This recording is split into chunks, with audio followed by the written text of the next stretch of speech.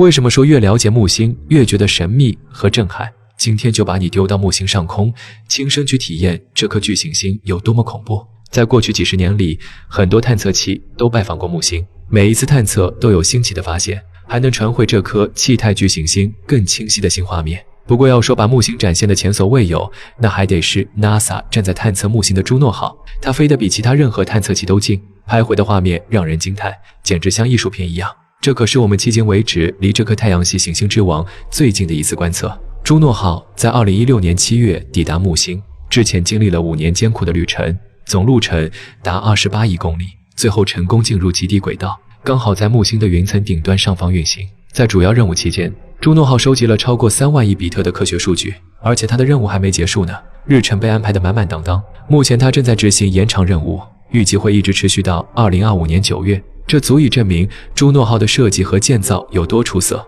不过它在木星的日子可不好过，肉眼看这颗气态巨行星就像一个平静的条纹球体在太空的黑暗中漂浮，但实际上它一点也不平静。木星的探测环境极其恶劣，因为这里有强烈的辐射，除了太阳，太阳系里就属这的辐射最厉害了。每次朱诺号绕着行星飞行，在离云层顶端仅几千公里的地方经过时，都会受到辐射的轰炸。但科学家和工程师们把朱诺号设计的能抵御木星这种严酷的环境，把它造得像辆装甲坦克一样，保护探测器的核心电子设备在穿越辐射区时不被损坏。正因为能完成这种极限旅程，能飞到离木星仅5000公里的地方，它已经完成了56次近距离轨道飞行，让我们能以前所未有的视角看到这颗气态巨行星。木星浓厚的大气层分布成条带和区域，在条带和区域的边界有湍流、喷流、分隔，这就形成了混乱却壮观的多彩云层区域。凑近看这些区域，能看到复杂的漩涡，还有一片片亮白色的凸起，云团零散分布在画面中，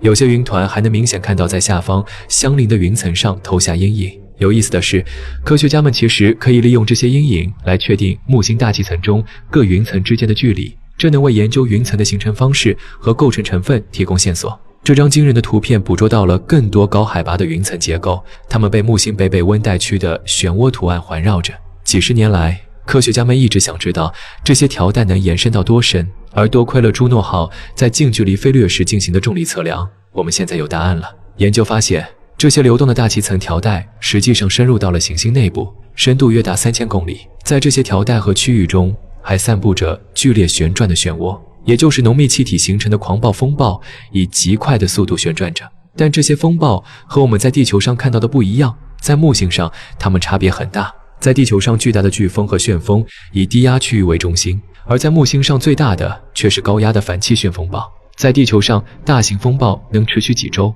而在木星上，它们能持续好几年。地球上的大型风暴能有一个国家那么大，而木星上的风暴能有一颗行星那么大。在这张惊人的图片中，可以看到一个巨大的白色椭圆形漩涡，还有许多较小的云层漩涡延伸到远方。浅色的云层比深色的云层位置更高，看起来就像风暴在大气层中移动，身后留下了一片壮观的混乱图案。这张特写图片展示了木星的2个大型旋转风暴，图片中能看到小到4公里的大气细节。同样在较低的风暴上方，能看到明亮的凸起云团，在下方深厚的云层上投下了深色的阴影。不过要说起这颗气态巨行星最大的风暴，这些小风暴都不算什么，那就是著名的大红斑。1个多世纪以来，天文爱好者们一直对这个宽16000公里的奇观惊叹不已。它为什么这么红，我们还没完全弄明白，但科学家认为可能是紫外线辐射改变了云层中的化学成分导致的。这个巨大风暴的正中心，也就是颜色最红的区域，是最高的云层，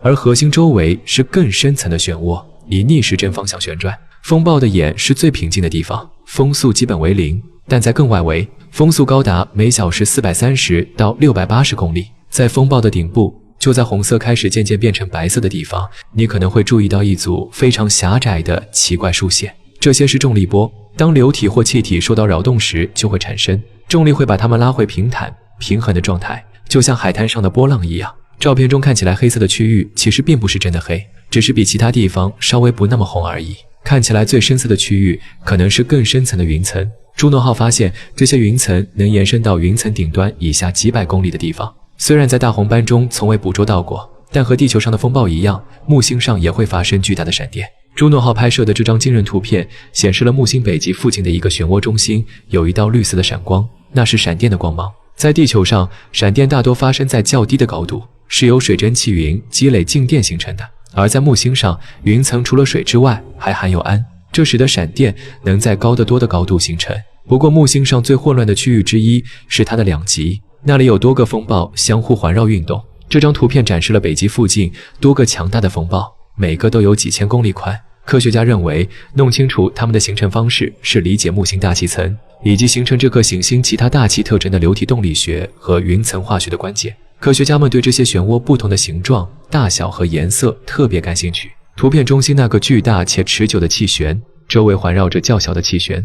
它们共同形成的风暴区域面积大到能让整个地球都相形见绌。但不只是南北极会形成奇特的图案和形状，朱诺号还拍到了一张图片，看起来像一张幽灵般的脸在大气层中旋转。这张图片展示了昼夜分界线上的湍流云层和风暴，这显然不是真的脸，而是空想性错视的效果，也就是观察者会在大多是随机的图案中看到脸或其他熟悉的形状。另一个例子是这个奇怪的海豚形状，显然这也不是真的海豚，而是木星云层动态变化的一个例子。它们不断移动，能暂时模仿出许多熟悉的形状。朱诺号拍摄的这些迷人图片不仅拓展了我们的科学知识，还激发了全世界人们的想象力。从木星云层迷人的漩涡到神秘的大红斑，这些图片就像一场视觉盛宴，让我们不禁惊叹于这颗太阳系最大行星的纯粹之美。